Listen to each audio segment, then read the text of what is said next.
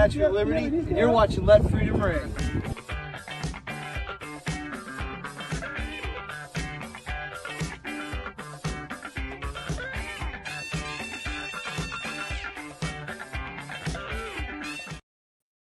Hey, welcome to Let Freedom Ring.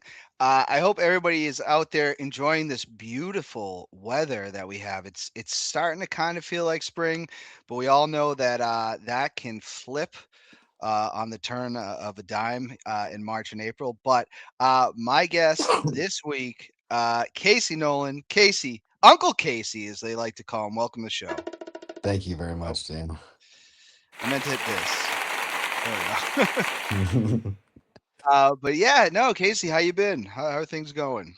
been good, man. I've been really good. A very busy winter at work and life in general, but things are going very well. All positive things. It's not anything negative. I've just been extremely busy, but they've provided more opportunities with money and growth and getting out of my parents' house and things like that. So it's all big steps, but stressful financially and this and that. But it's all positive, you know. It's all things I'm grateful for at the end of the day.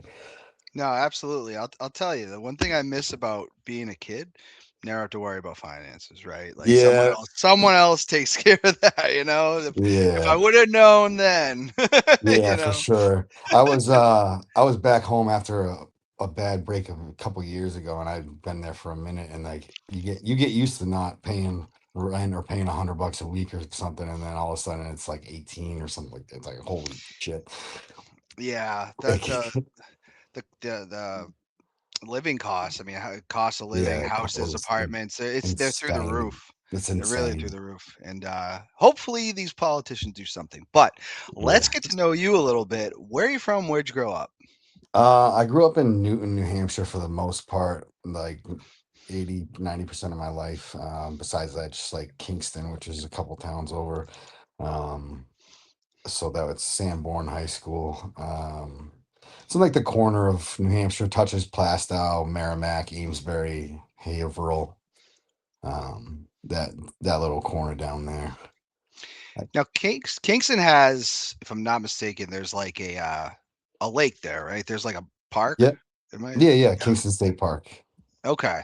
I've definitely been there. I honestly thought when I first met you, I don't know, you just look like a baseball player, right? Like if anybody that meets you, you're like, yeah, that kid probably played baseball. I honestly thought you were from Nashua the first time I met you. I was like, I'm pretty Yeah. sure I've seen him before, you know. Uh, I've lived all over the place, man, especially like through my journey and recovery. I've lived everywhere because I didn't get it first try.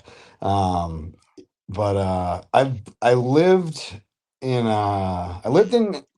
Nashua right before I started playing consistently in Nashua. So like Okay. I was leaving treatment or the treatment house that I had lived in and moving back home and s- just started playing with all the Nashua guys. So I was in Nashua constantly, every day, an hour ride there and back. It was a trip. That whole Yeah. first year of that first year of the Fall Classic, I was driving an hour in and out, and Oh, it was a wow. lot. It was a lot, but I was fully addicted. Yeah. That's how it happens, right? Yeah. Now you did grow up. Am I wrong on that? You grew up playing baseball? No, no, you're not wrong. I Okay, played okay. baseball my whole life. Yeah. I played baseball from T-ball to my senior year. I had a couple D2 and D3 offers for college, but I ended up going to the military.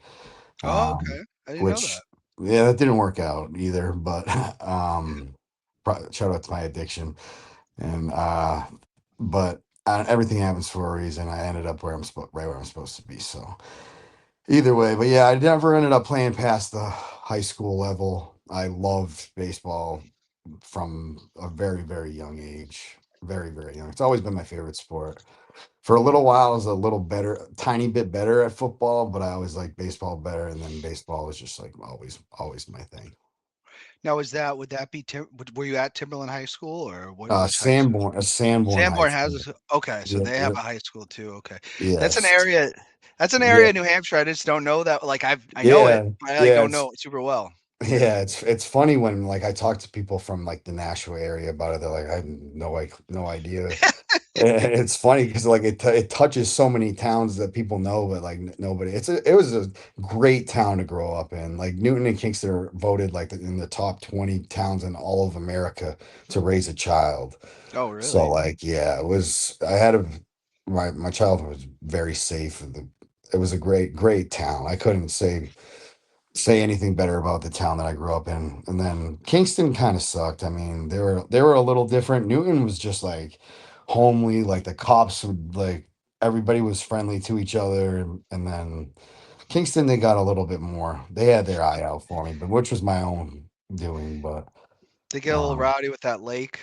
I've been- yeah, no, it's not even that. They just have a little bit bigger of an area, and they had a couple cops at the time that really wanted to stick it to the people, and I was one of those people, and I drove a '91 Buick, so it wasn't very hard to spot me in yeah. high school. There's really like one road in, one road out, 125. It's like boom, Mm. basically all of Kingston is through there, and there's gonna be 4 or 5 cops every time you go up and down. So Yeah. No, those definitely you see more like in those towns, right? Like I oh mean yeah, for sure. Nashua, There's a lot of old people. There's yeah. a lot of old people, but it was Now, good though. no, I mean it's a good area. I've been there a few times. I remember when I was a camp director and I was working the schools, so that would be my summer job, and we would go to Kingston, the state Oh, park Kingston on like Lake, yeah, yeah, Fridays. Yeah, yeah. It's yeah. a nice little spot for sure. Now what's three things that everybody should know about you? Um, 3 things that everybody should know about me. That's a tough one. I think the biggest thing that everybody should know about me, which is like the most like I get the biggest reaction out of, is that like I have the worst anxiety in the world. And like when I tell people that, like, especially like mainly on the field, and I always have, man, like no matter what, it's bad. Like when I would pitch, I was our ace from my freshman year all the way through senior year. And I pitched every available inning, and I would shake from the Mm, first inning to the fifth. And then finally I would get comfortable. And it's like still the same. It's still, I can play an MSS game. I can play any pickup game. It doesn't matter. Like there's sometimes where I'm more comfortable than others, but like I am usually the most nervous person on the field by far, which is like I've always been proficient at the sport, so it's like there's no reason for me to be nervous. I don't know what it is, but in the field I'm fine. If I'm at first, I'm fine. First is like second nature, but when I'm at the plate, like it's something about like the solo performance of it or something. mm. Because when I used to pitch, I had the same feeling, and when I used to hit, I had the same feeling. But that feeling hitting, like still to this day, has not gone away, and it's gotten like much better with repetition practice and like things like that. Just kind of naturally doing what I'm supposed to, but it's like debilitating for me. So like it's crazy. Like you'll watch, you could watch me for a game and like be like, ah, he's all right, and then like the next game, I'll, if I'm comfortable, it's like a whole different player, and that's not very often. So it's every time I tell people that, they're like, "What? Like, why would you ever be nervous?" I'm like, "Well, I can't control that, but I still have. It's still the most fun place for me in the entire world to be, but." It makes me very anxious for no reason whatsoever. Like it does not matter.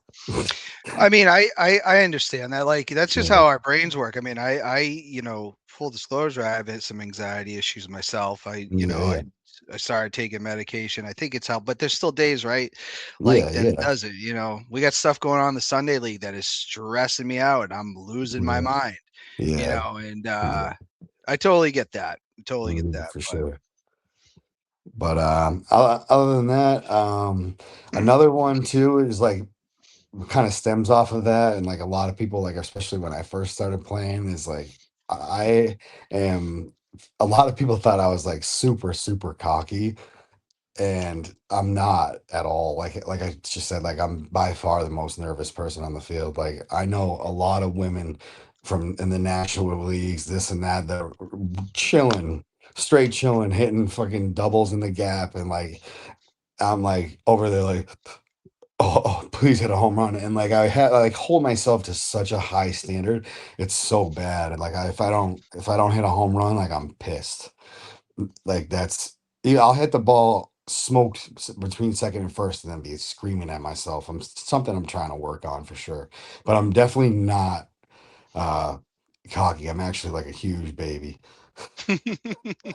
um and then third thing,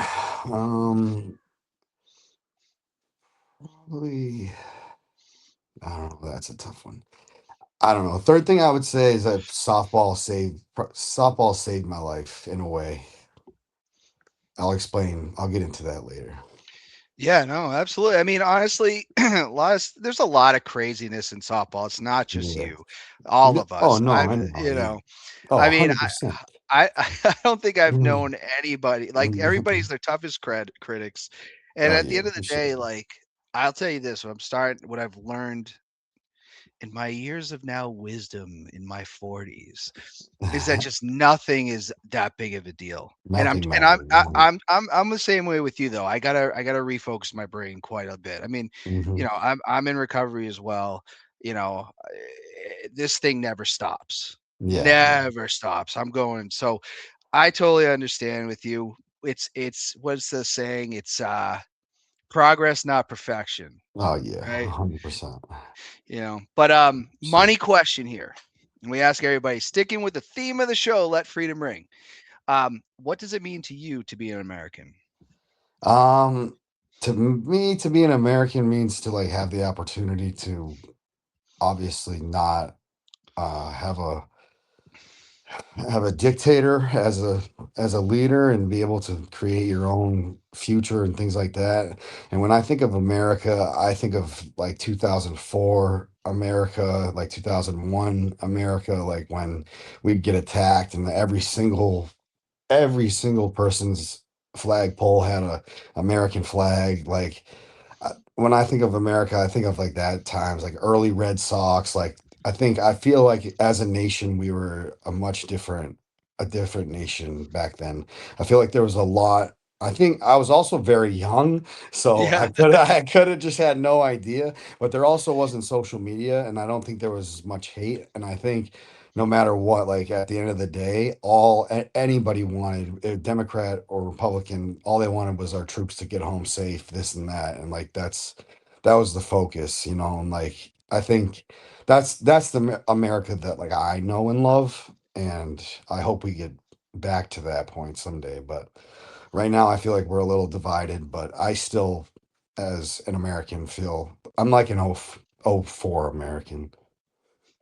I like that. I like that. Yeah, it's definitely, and it's more in our face than it's ever been because Mhm. it's much. I love social media as much as I love it. It's a draw. It's definitely has Yeah, its negatives, right? yeah, for Um, sure. but I'm from I believe America is great because of its people, not its politicians. You know what I Yeah, mean? Like, 100. I Yeah, so absolutely. so I agree with you on a lot of that. So that's a good answer. Want to get into this? This is important. You're a man in recovery, Mhm. like myself. What made you decide that you wanted to get sober? So I want to clear this up before we go any further. I was sober completely for almost 3 years, and the last year and a half or so, I have smoked marijuana. So I'm not completely in recovery. So Sure. I don't like to take away from anybody that does the whole deal because I know how much harder that is, and I like it's not something that I planned on doing, but it was the same time I was going through a very bad breakup, and it was right when I found softball, ironically, and it all just kind of happened, and then I have an addictive personality, so luckily it wasn't a Mai Tai. Um, Yeah. my life's still going really well. It's definitely something I plan on eliminating from my life sooner than later. But I don't ever like want to discredit anybody that does the whole shebang. So I am a man in recovery. I do consider myself a man in recovery. I am sober from cocaine and alcohol and anything other than marijuana, but it's a drug. So I don't consider myself fully sober like most of these cats are. So Well, That's no, I think that's that's more so to give them the credit, yeah. No, I think that's fair. I mean, I think there are some. My whole thing is like not everybody is the same, and not everything works Yeah, for everybody the same. Do I think marijuana is less harmful than cocaine and alcohol? Yeah, I definitely do. Right? You yeah. know, like But if you're an so. addict, if you're an addict, you're an addict. Like I will get addicted to anything fun. I'll ruin it, 100%. So it's something I got to work on for sure. But that's just like I said, just to shout out to the people that do the whole deal because I know how hard it is, and um, I'm basically like I said, like my personality is so addictive that like I don't really have much effects from it whatsoever. I always like try to stay. Around 95% of people in recovery all the time, so I'm not like a sit on the bench and smoke a blunt kind of guy Yeah. and like throw it in your face or like try to peer or even seem or you know what I mean. Like I do my own thing and then so try to be very respectful about that type of shit. So, but yes, I am a man in recovery, but just want to make that clear so I don't take credit from the others. No, no, totally understandable, and that's totally fine. And like I said, different things work for different people. Yeah, So absolutely. I think it's good to keep an open mind to that, right? Like I Yeah, know what works for me, I don't but recommend it. I don't recommend whatsoever. If you're an addict, yeah, yeah, no, fair enough, fair I enough. don't recommend it. I Um, don't recommend it. but essentially, though, you did get sober from the substances that you were having issues with. The Um, substances that brought me to my knees. yeah, what made you Yes. decide though that you wanted to do something about that? So I had a few I think I had like 5 or 6 total runs at trying to get sober. The first one, I was very young, I think 23 or 24. I had just got my first DUI. I had a bad DUI, really bad.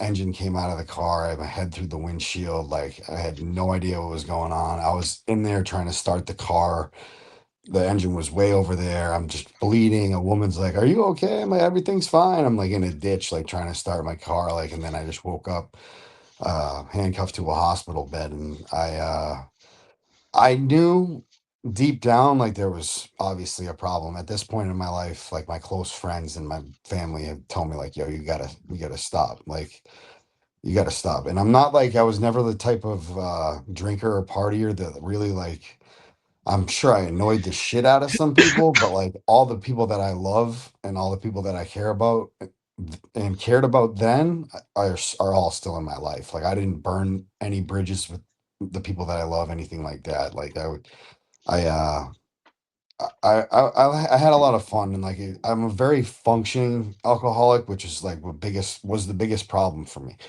So at 24, I was making good money. I had an apartment. I had a really nice car, this, that, and the third. So on the outside, like my life looks great and everybody's like celebrating me and like things like that. And like on the inside, like I'm like extremely broken, like have no idea why. So I'm drinking like 40 nips of whiskey a day, Mm, pipe fitting in Boston and getting raises. mm, And it's like so like it was hard for me to be like I'm messed up. I'm just like, oh, I'm just another drunk pipe fitter. Like this is what it is. But after that DUI, my mother kind of made me. She gave me really no choice. Like you got to go to detox at least. And I went to Serenity in Haverhill. That was when I was still on my parents' insurance. It was a nice place. They took good care of you down there, and I I was in there for a while. I was in there. I did the whole 28-day stay there. I said I was only going to do a week. I had like a couple God shots while I was in Serenity, and then I went to uh, Avenues, which is now or Avenues is separated from Live Free, but back then Avenues was the program and Live Free was the housing. And I was over there. I stayed at that house, the sober house, for almost 9 months. oh And wow. but in my head, like I was like, I want to learn. I want to get the court off my back first of all, and B, like I want to know what's wrong with me, but I want to know when to stop. Like all this delusion. Like I had a lot of reservations, and I wasn't ready to get sober then. I wasn't the time. I should have. I wish I did, and obviously, we all wish, and all of us who didn't get it the first time, it didn't get any better when we went back out. So I did like 9 months there, and then one day decided to go home, and I was drinking within hours, Mm. hours, because I had prelapsed at like 6 months while I was there. Like I had already like faded away from the meetings. I had a part-time job. I'd go do my thing and like this and that, but like I wasn't really involved anymore. And like I loved the idea of recovery and like sobriety and like seeing people get sober. Like it's one of the most beautiful things in the world. So like I knew there was a lot of beauty in it. I knew I had to do it, but like I wasn't done partying yet. And it got a lot fucking worse. It got a lot, excuse my language. It got a lot worse for a long time too. I had another stint. I think I was this is like right when COVID hit too.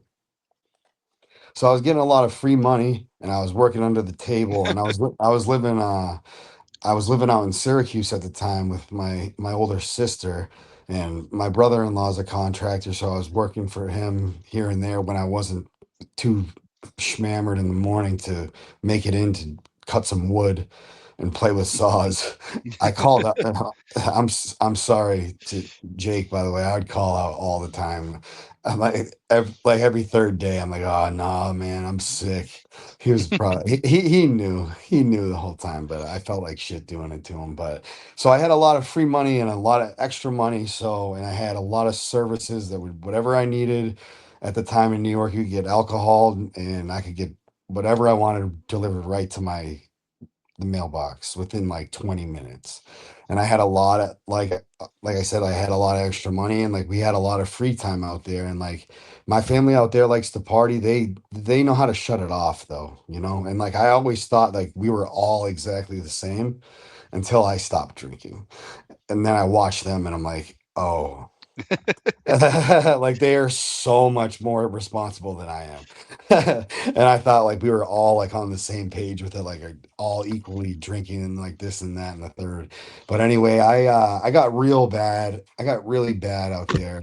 Um I was literally living I needed to get out of New Hampshire and I thought like maybe the geographical cure would work, and but Mm. well, wherever you go, there you are, as like they say, and that was so true. And now I got barely anybody holding me accountable, and no one who knows me as anything but drunk and messed up on other substances. Just a million miles an hour, going hard all the time, life of the party, this and that. So I was running out there for a while, and something happened with my younger sister and one of her old boyfriends or something, and my best friend at the time, who was we were like equals when it came to partying, and we were a bad combination. Like we'd make you laugh hard as shit, but we were not good to be together. Like he would take me to places where like I'd be like, God damn, like how did I get here? And like usually like I'm taking people to places like that. And like I'd be like in Haverhill at like some weird house for like 3 days. And I'm like, God damn, this sucks.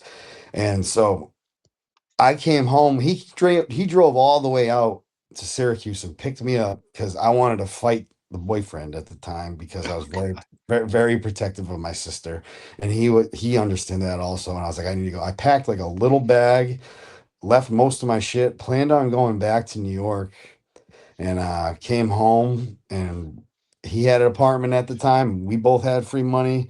We ripped it up for a while, and then I finally got my license back. um I was drinking really bad. I was trying to get sober at home because I knew it all and I was Superman, and I Yeah.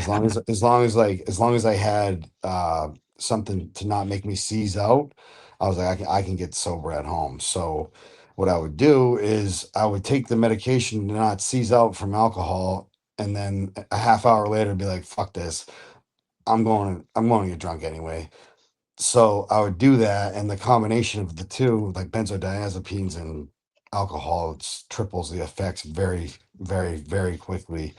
So I was actually trying to get sober at home when I got trying till 10 a.m. and then Yeah. being sitting at home during COVID is not a good time to try and get sober. And like my mother was so helpful and like so dedicated to try and help me do that. But like I can manipulate at the time, like when you're using, all you do is lie.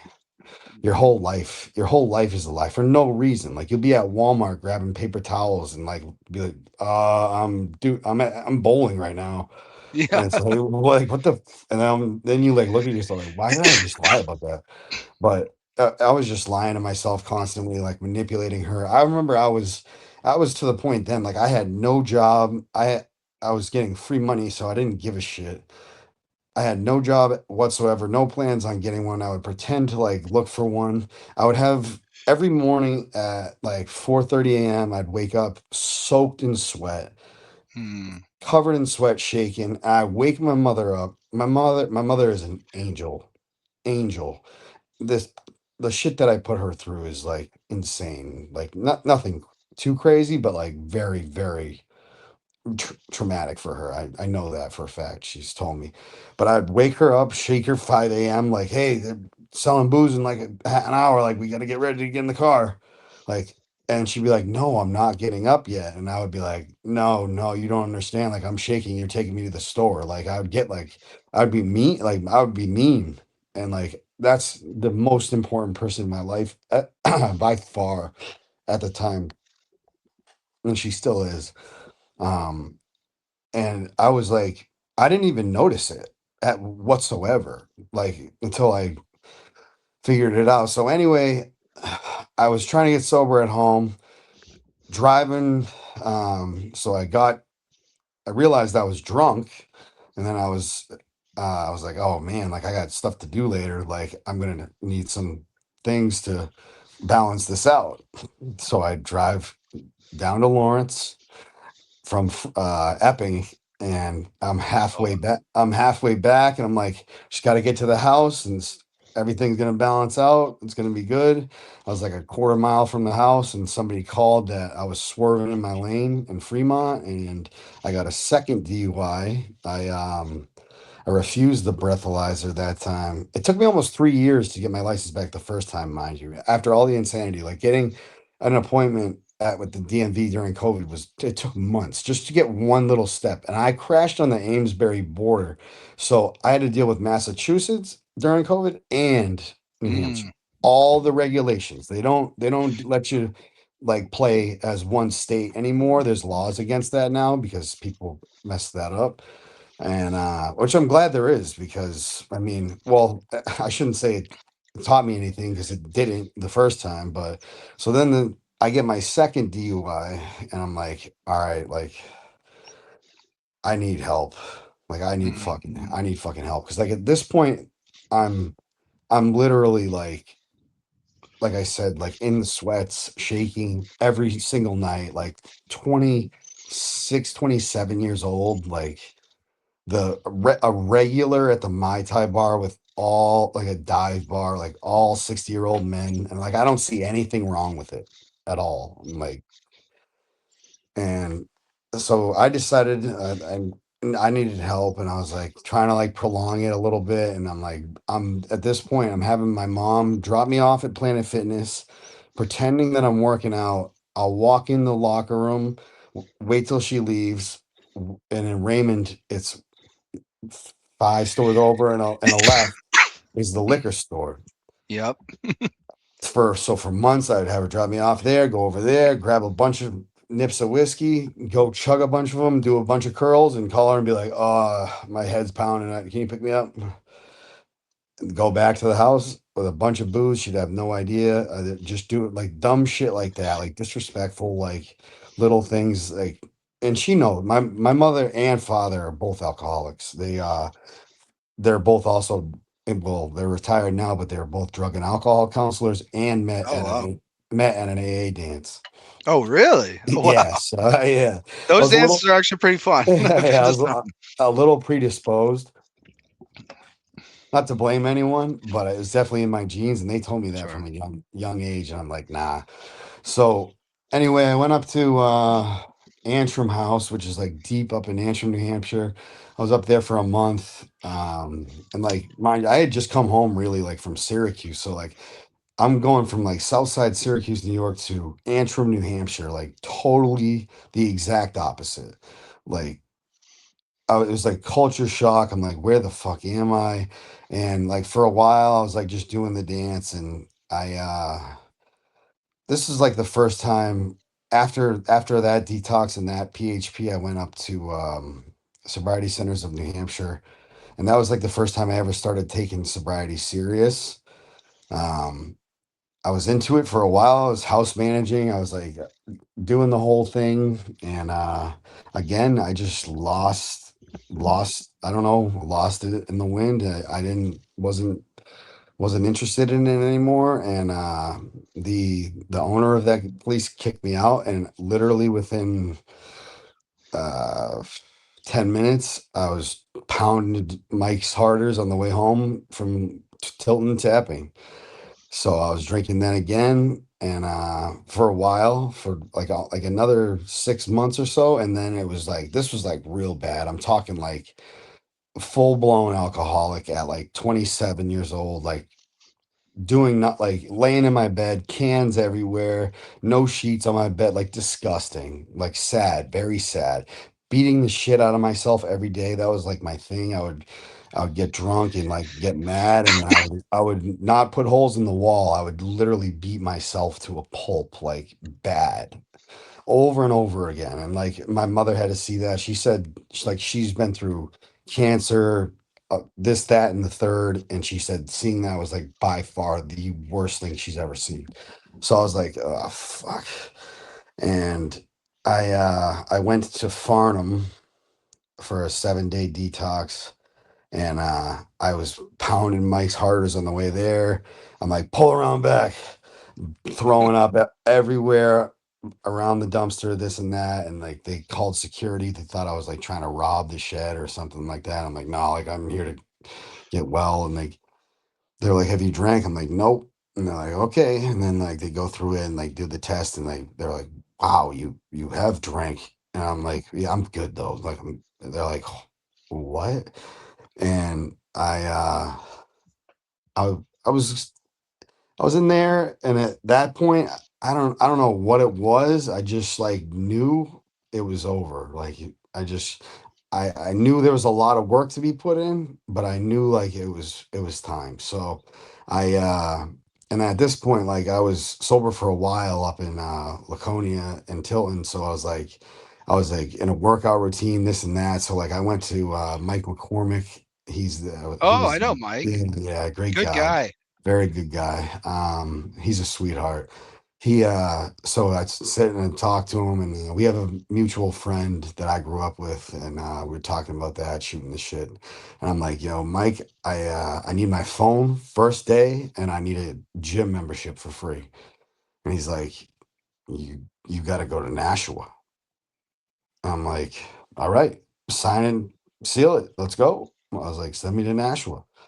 He's like, well, this and like talking like back and forth. And he was like, yeah, he's like, you know what? You should go to process. And I'm like, yep. Cause like I have at this point for the last like 6, 7 years, a total of it about like 4.5. I'm either in a group or running a group, you know? So at some point I don't think anyone should ever give up on treatment. I think like you're always going to get it in treatment if you're that type of person that needs that 100%. But like I needed a little bit like less intense of a rope on me, because like that part of it, like I know I had known for 6, 7 years what I need to do. And at that point, and then at that point, like I knew deep down, like I was ready to do it. So he was like, go to Nashua. And they kind of like they give you enough rope to hang yourself with. And like first day I was allowed to walk to the gym and I had my phone and like it's it's a privilege. It's an extreme privilege when like almost every other program takes that shit away, and like a lot of kids take advantage of it. I mean, there's a lot of people to be ready for a program like that. You got to be ready, you know. And like, and if you want to put the work in, it was available to me. So I kind of that's when I was like completely completely done. I had thought forever.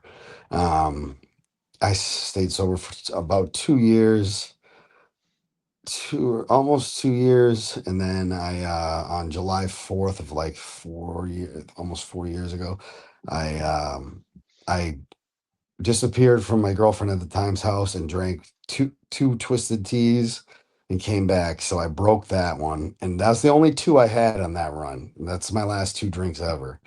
Is Okay. on Yeah. July 4th. That was my last two drinks ever, and luckily I was so fortunate that I didn't fully dive in. Obviously, it wasn't a good reaction. I got caught, so I was able to like just shut it down before it became the monster that it becomes very quickly for me, and usually within just two drinks. So I at that point, I I didn't go back to treatment. I just kind of like pulled it together. Started going to meetings with my mom, stuff like that, and like I had a job. Stopped working at I was worked at the process for a while. I lived over at a house for the last like 6 months of it, which wasn't like a sober house. It was just like staff members basically. So we had a little more freedom. All my whole experience over there was pretty much for the most part great. I mean, you're gonna meet some bugs no matter where you go in recovery. They're out there no matter what. They're in any community you go to. Like 150%. I don't think people understand that, and it's like you got to kind of meet people where they're at, and like if it's all about what you do there, you know, like the whatever's going on in your house, the dishes aren't done, this and that, and the third, like none of that fucking matters. None of it matters. Like you're there to fix you, you know. And I stayed focused on that for a long time in Nashua, and like I didn't, like I said, I had two drinks. I kind of threw that away in like the AA sense of like time collection, but like I didn't throw much away, you know. Like I didn't throw much away at all, and I learned a lot about myself, a lot about everything in Nashua. And the freedom itself of that was like so perfect, so it just lined up so perfectly. So that I stayed sober again, completely just not drinking at all for almost another 2 years, and then my past girlfriend and I had a bad thing going on, and I really wanted to drink like bad. And like I hadn't had cravings like that in a long time. And I was like, I don't know From what to do. from like stress or Yeah, just having a bad. we were going at it, and like it was like towards the end, and like we were not seeing eye to eye on anything, and like that's neither person's fault or anything like that, but like I wanted to get like mangled, and I was like, you know what, like I'm just gonna go grab a weed pen, just one, and then I'll just like from time to time I'll hit it, and then here I am today. But my life has stayed my life is the best it's ever been right now. So journey is long. Like I've left out a shit ton of stories. Obviously, I'm not going to take up fucking 3 hours, but I Yeah. had some crazy shit happen to me in that time.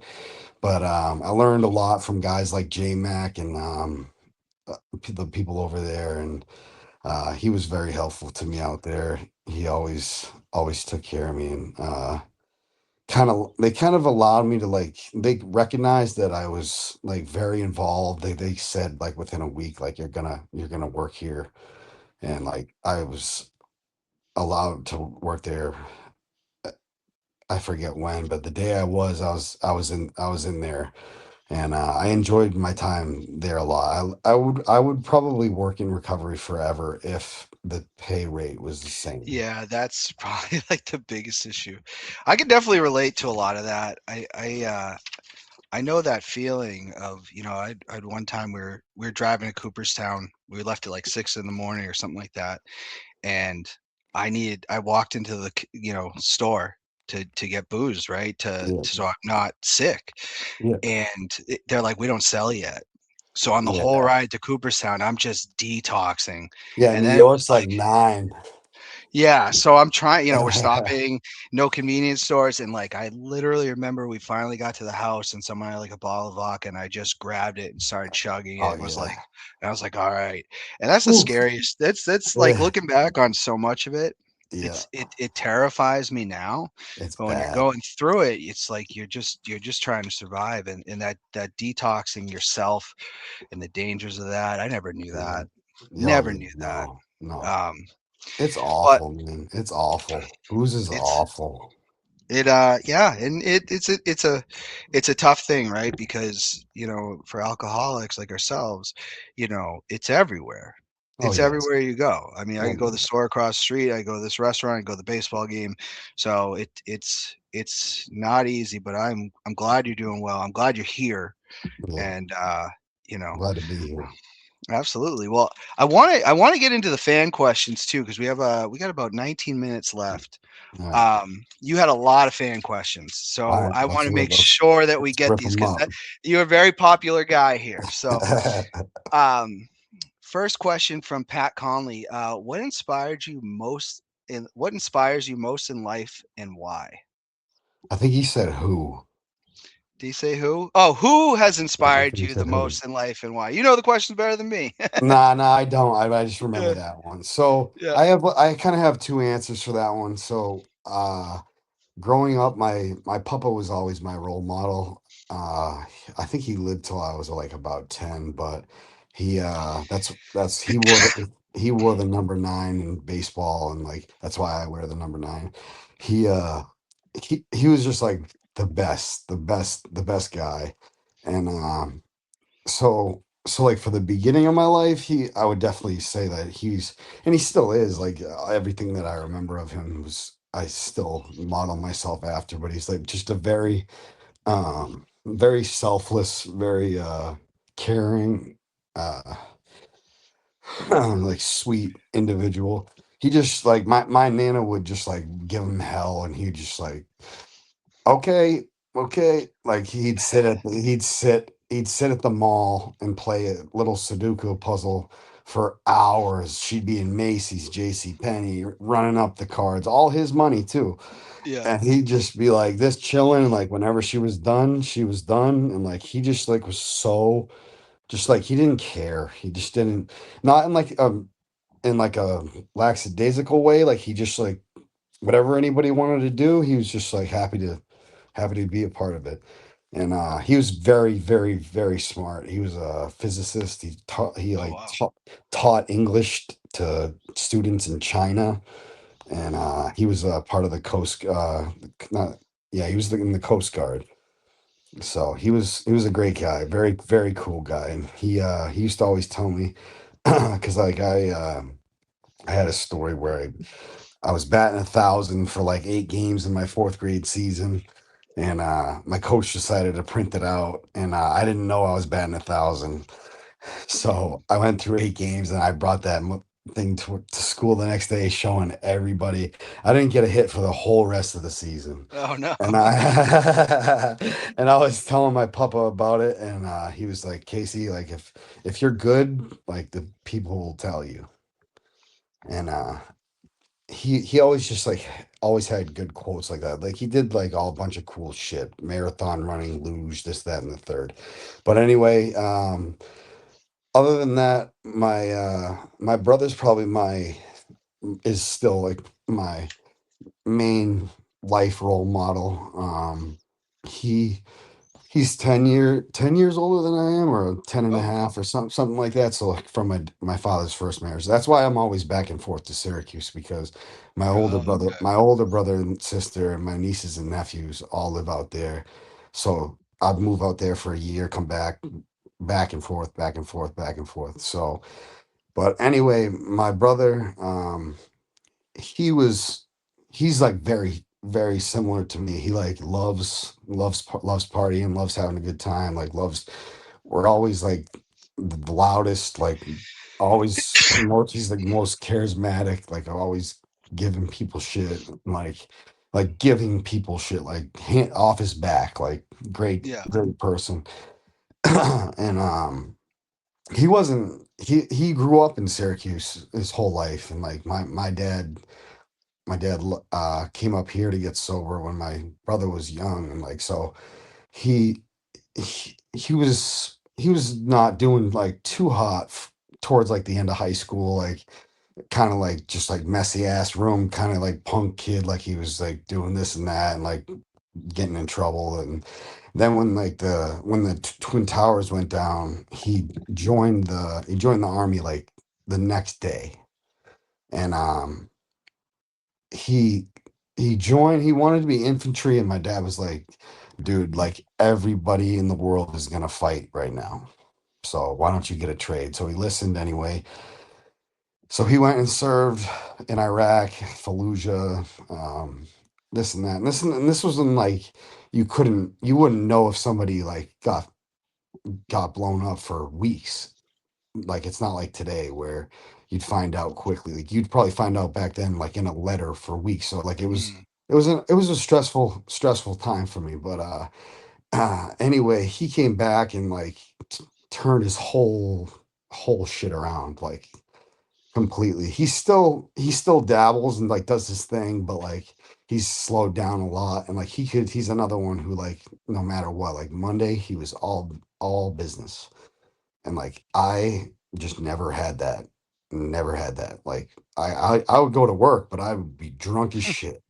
You know what I mean? And like so like and then he moved out to New York City. He was doing generators in Syracuse for a while, and then he ended up doing he ended up becoming a generator salesman for Generac in New York City, and then got the World Trade Center bid, which is like kind of like a crazy full circle story, because that's literally like why he went and turned his life around in the first place. But he's pretty much like all the cool shit I've ever done is all pretty much like because of him. I'd say almost all of it. Like I never, because I was always using and drinking, so like I didn't have money, I didn't save money, I didn't go on vacations, like I didn't do this, that, and the third. So like he'd bring me to like Yankee sweet games. Like I wouldn't pay for anything. I could go to New York City whenever I wanted for like 5 years, and like bring as many friends as I wanted, and we just had so much fun. Um, even like even when I was young, like fifth grade,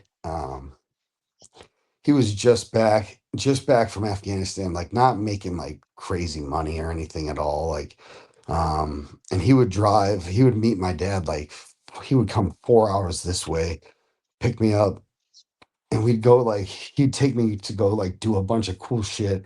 Like one week we went to like Giants, Jets, Bills training camp and Cooperstown all in one Oh, week. wow.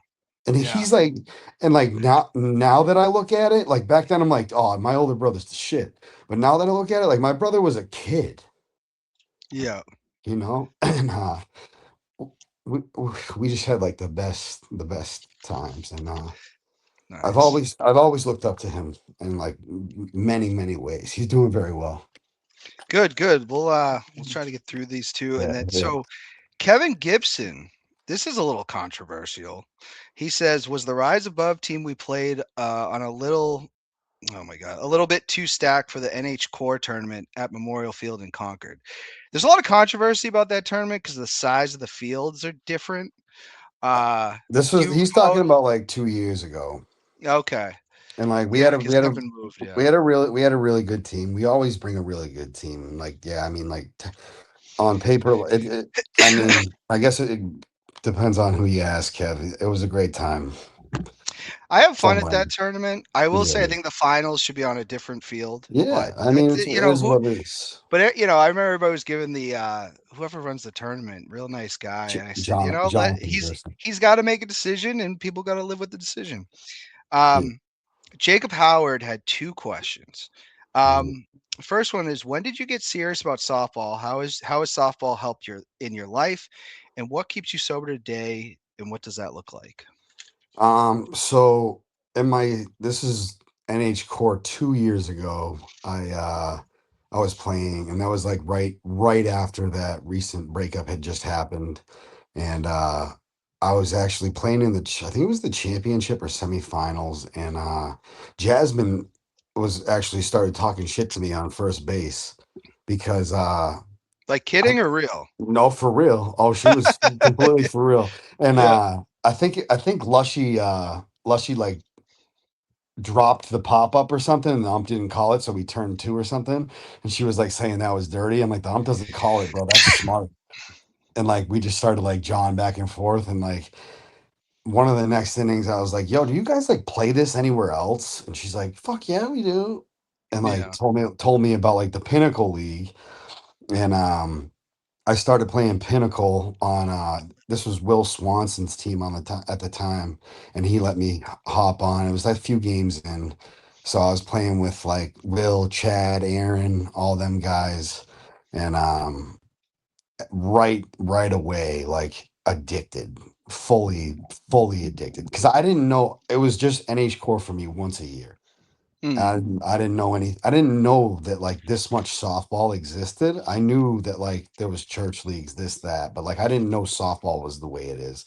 And so like right when that bad event happened to me was kind of like right when I turned to softball, and softball actually made my life unmanageable too. I was Just playing doing it all the time. Yeah. playing 8 days a week, spending all my money on bats, this, that, and the third, playing with multiple injuries nonstop, driving here, going to bed at 1 a.m., like waking up at 4 for work. And it's just like I was too into it for a while. And like but it was good. Like it doesn't have any horrible effects on me like the other things that I've chosen in my life before. So that's when I got serious. And like when I after like I think one game or two games of playing with uh that team over in Pinnacle, Aaron's brother Andrew had just tore his Achilles on Cultivate, and Aaron kind of just like took me under his wing after that. And he's given me a lot of opportunities to play and things like that. He kind of put me on for sure. Because they obviously needed a first baseman, and he was like, I don't know who the fuck you are, but you're pretty good at that." We are we are a family show. We'll try Yeah. to watch Oh, the. sorry. No, you're good. We'll go through some of these little quick. Orlando Aponte, uh, doing great stuff with The creating best. jerseys for people. He's really phenomenal. How nice is the ride to Franklin in October? Did you drive up with him? No, I didn't drive up with him. It's just kind of like an inside joke we had because he's a city boy. Like Uh, Orlando's the best. Like natural born hustler. That kid is like his aura, everything. I fucking love him. Sorry. I we'll absolutely edit. I will bleep it out. Yeah, Yeah, I love Orlando, but him seeing the foliage was like one of the most wholesome moments I've ever experienced in my life. He was see. like, he was calling his girl. He's like, "Baby, we gotta bring the kids." He was Oh, like, "This," really? yeah. He thought it was like it was That's awesome. It was That's awesome. awesome. Brandon Meady, who I met in Canaan this year, played for us. He said, "Dan, you forgot Casey is the great teammate too. So a lot of love from Meady. You know Meady well? How did? Because Not I met him in Canaan. Yeah, I don't I know him. I wouldn't say I know him too well. I played on Brentwood with him on Sundays this year. So I know him. He's a good kid. He's a very good kid. All all I can say is he made one of the best catches in Canaan. He'll Where guy surprise you. we're gonna get out of this inning, and then we have a play hit the shortstop. I'm standing on the bag for the, I think it might have been the final out, and they threw it to first and by him, and I was like, Meaty's catch just went out the window, Nah, Um, he's the best. another shout out, a lot of love for you, Casey. Here, Mike Lush, we love Lush. We're gonna get him back. Mike loves doing the show. Yeah, I'll Uh, come on with him. That's my boy. that could be fun. Yeah. That's my The boy. best teammate and great guy. He's a warrior. Um, David Balfour. I have him on Facebook. He's a barber. Yeah, Um, he's my barber. he does your beard? Yeah, he's one of my very close friends also. Dave's great. And as to Lushy before, Lushy is my probably my favorite person in the world to play ball with. I never You cannot have a tournament where Lushy's on your team and not have a great day. Lush, he's a character, and He's one of the but funniest, he's the best. he's one of those characters you love to be around because Oh yeah, yeah. he's and He's got a big heart. he's got a big heart. I Yeah. love to see the coaching posts Oh from him yeah. because He's the you know we best. we had him on the show, and there's a real passion Oh yeah. for youth athletics from him. So, Sarah Boothie wants to know, where did you get the nickname Uncle Casey? So I got that nickname. So when I lived out in Syracuse, all my brothers and sisters are all older. So my sister has three children and then all her friends, and like I'm just a kid at heart. So like I was always with the kids. Like what they want to do this, I'll take them always, always. So like I just kind of got that nickname over time, and then somebody said it up here, and then it just like was a joke, and then everybody started saying it here too. So I like it. I love being an uncle. It's yeah, awesome. me too. Gary Russo, real quick. Favorite vacation spot? Do you have one? Yeah, my favorite vacation spot is Syracuse, New York. Oh, okay. Anytime I get any free time my whole life, like I- I've been to some cool places, but that's where my family's at, so that's my favorite place to go. Nice. Bailey Manning, one of the best guys I know. More love. A lot of love here. Yeah, Um, Bailey's a sweetheart. That's my boy too. Jonathan William, I'm not even going to attempt this last name. Scheidegger. Shager. Scheidegger. Um, Scheidegger. okay. Oh, yes, yes. I can't read my own handwriting. What makes you happy and what's your greatest goal? A lot of things make me happy. I think my favorite thing I don't know. It's so hard. So many things make me happy. Softball makes me happy. My girlfriend makes me happy. This makes me happy. This and that. I love seeing people grow, like in any like form or fashion. Is probably what makes me the happiest. And what else did he ask? What is my What's your biggest greatest goal? goal? My greatest goal is just to like l- leave the best possible mark on the earth that I can. I like it. That's my best friend growing up, by the way. He was like my catcher from second grade all the way to senior year. Like that's Oh, okay. my road dog. Yeah, Well, shout out Jonathan. yeah. Joe Staggerman, right? That's how we say Saint Joe's name. Saint Germain. Saint Germain. That's how Joe says his last name. Yeah, I guess Yeah. that's how it's spelled. Sorry, Joe. So, Joe's a good. He's a good dude. he is. How has the journey of sobriety changed your life goals from before to now? I wouldn't say any of my life goals changed at all. I think that all that changed was that I actually pursue them now. I like that. Danielle Ko, not Keo or Keo. Yeah, She's I don't know how to say that one. she's gonna get on me when I see her again. She goes, Casey, such a great vibe. No question here, just fact stated. So she's a He's big the fan. best. Um, Bon Giovanni, former guest. She brought me a sweatshirt, a Let Free and Ring sweatshirt when she came on the show. It was so sweet of her to do. She's the Um, she's the goat. she really is great. Do you ever miss Laconia adult softball? I guess so. I don't know how to even answer that. It was the worst league I've ever seen in my Oh, life. really? It was bad.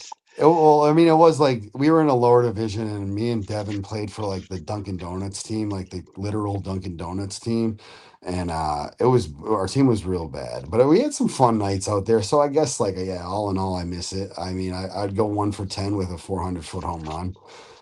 Oh, no. I didn't know how to softball swing whatsoever. I thought I was going to be Babe Ruth out there, but I would just pop up, pop up, pop up, pop up, pop up, and then once in a while. It was a small field. We had some fun. So yeah, I miss it. It's it's a funny memory, but I miss it for sure. Yeah, I got to finally play up there. We're gonna go a little over time today. I want to make sure all these questions get answered. Oh, So, that's fun. Mitch Pierce, how many wraps, braces, compression sleeves do you wear daily? I don't wear any daily. You're not wearing them to the store or Walmart or Nah, anything. I probably should. I honestly should wear some for work, but when I play, I wear two full leg sleeves. I got rid of like then because I would always have a pulled calf and horrible knees and this at the same time, so I just kind of got like a full leg brace sleeve pull up thing for both legs. I wear those. I got two torn elbows right now, so I wrap those up and both have a brace. I think I think that's it. Oh, I got an Achilles brace too because that thing's been feeling a little funky. I own probably like $3,000 worth of them, but Oh wow. so they all fit weird. They all it's a tough. You know how it is. Knee braces Yeah. suck. Yeah. I wish I didn't have to wear all that stuff, but Yeah, you got to uh, do what you got to do. my boy KPG Kendall Payne Glover, member of the Four Families, he always asks really good questions. At 5'5", what would my position be in softball? My Uh, softball position be? Yeah. I was thinking about this one earlier, and I think in baseball he'd be strictly either uh catcher, second baseman, or maybe an outfielder if he could cover a ton of ground. But in softball, I mean, it doesn't really matter if you got a good enough arm. You can play a corner position, shortstop, second. You're probably not going to end up being the first baseman Yeah. because you like a big target. Catcher's open to anybody, and then outfield. I mean, it all depends what you can do. There's really no limitations based on height or weight or anything like that in softball. I agree with that. Um, could you survive 24 hours without any social media for $1 million? I Fuck could yeah. easily do that. Yeah, yeah, Yeah. Yeah. I could easily do that. Yeah. And this one is, tough because, uh, you have three wishes. You cannot ask for more wishes or money. What are you asking for? Um, probably just like internal peace for those I care about. Um, uh, more free time. Mm, Uh, and less winter. I like those. And I'll tell you one thing. I had someone on the show, and they said, time is greater than money, right? Oh We're absolutely. all limited on time here, so time is like Yeah, the man, most valuable thing. for sure. Uh, Mary Faith Olson, who set this up, she got the video camera going. She says, "Why are you so cute?" Um, I don't know. My mom spent like $4,000 on my braces in North Andover when I was a little kid. Dr. Ferlito, shout out to him. I had my braces for about a year. That was very helpful. I don't know. I don't know the answer to that one, but Well, she definitely finds you the cutest. So, uh, uh, Devin Levy, how did we become friends? uh, Devin and I became friends in rehab up in Tilton. There was a lot of people up there that had a tough time like reading out loud and stuff like that, and we went in like a little rotation and group, and Devin was the new guy, and he had like a long paragraph, and there was some big words in that puppy, and I'm like, he's about to butcher this bad, and he read it like Aristotle. Yeah, I was like, yeah. whoa. He shocked me so bad, and I didn't even think this to be inappropriate at the time. I went up to him after and I'm like, dude, you read so well. I did not think you were going to be able to read. And he was like, thanks, I guess. Like, I can and then see him reacting that way. Yeah, we've been like best friends ever since then. yeah. I love Devin. He's He's the awesome. best. I'll tell you, there's some tricky words in the Big Book. That thing was written like 80 years Oh, ago. this So, wasn't from the big book.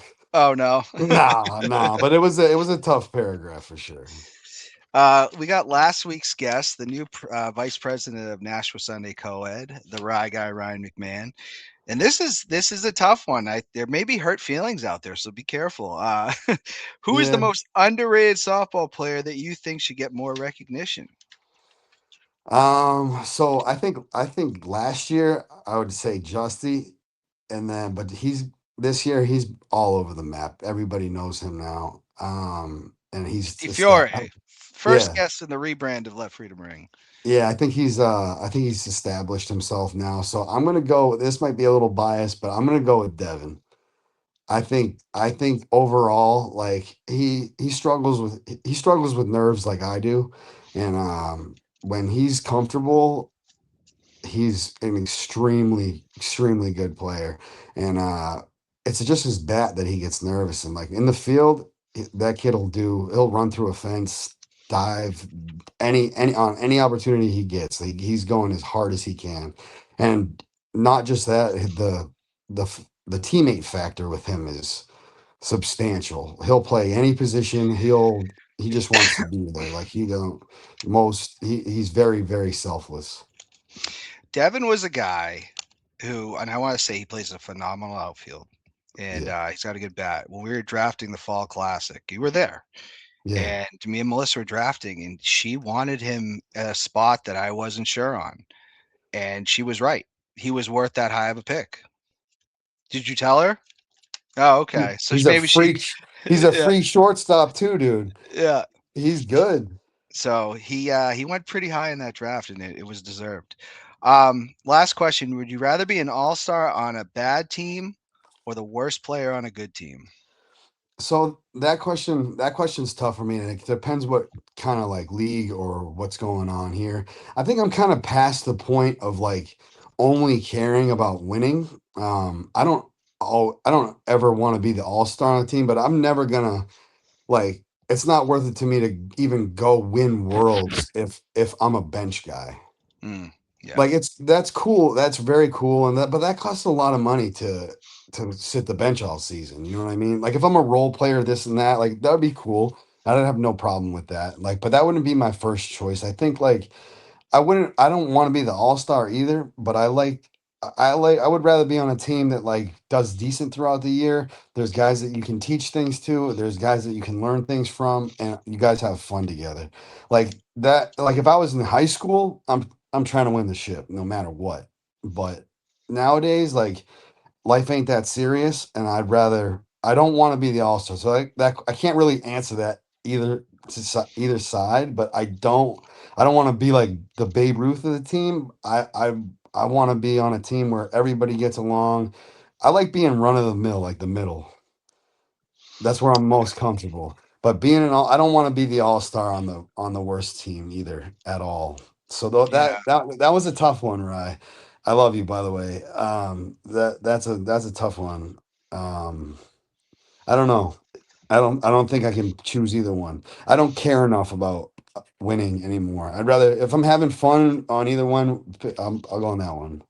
That's mainly what I care about is having fun. And that Yeah. I'll tell you one thing, that's what's frustrated me with some of the stuff with the Sunday League. And everybody knows I've been very upset about things, but I have a vision for that league that I want it to be. And I do not like people trying to undermine me on it just because they want to win or whatever.